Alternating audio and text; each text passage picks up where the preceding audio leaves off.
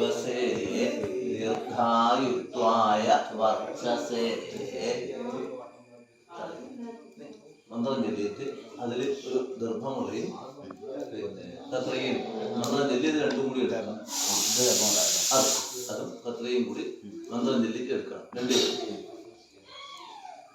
ഓഷധേത്രായ സ്വൈനം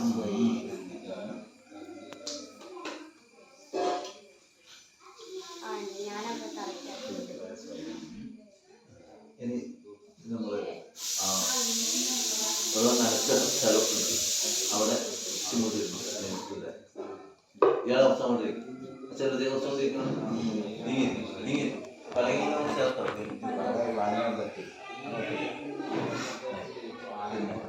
ആ നനച്ച സ്ഥലത്ത് ഈ വലതുകൈയിൽ കത്രയും ഇടതുകൈയിലെ പുല്ലും വലതുകൈയിൽ കത്രയില്ല ഇടതുകൈയിലെ പുല്ലും കൊടുക്കുക. എൻ്റെ ആ നനച്ച സ്ഥലത്ത് ഒരു 2 രോമം കൂട്ടിപ്പിടിക്കുക.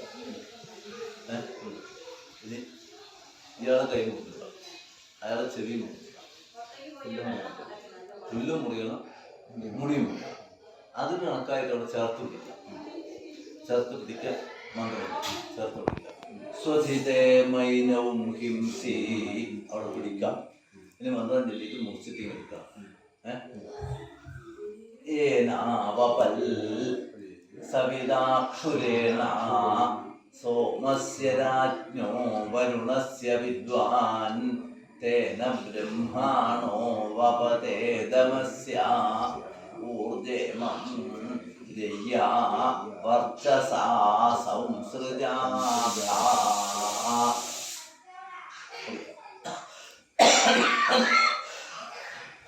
രണ്ട് രോമം മുറിഞ്ഞു കിട്ടിയില്ലേ? ഈ ഗർഭം മുറി അതെല്ലാം കൂടി എഴുതേൽപ്പിക്കും. അതത്രയും എഴുതേൽപ്പിച്ചോ. എന്നിട്ട് ആ വെള്ളം തൊട്ടിട്ട് ആ മുറിച്ച കുറ്റിയില്ലേ, ഞാൻ കുറ്റിയിട്ട് മുകളിൽ വെള്ളം തൊട്ടിട്ട് തടകണം മന്ത്രമുണ്ട്.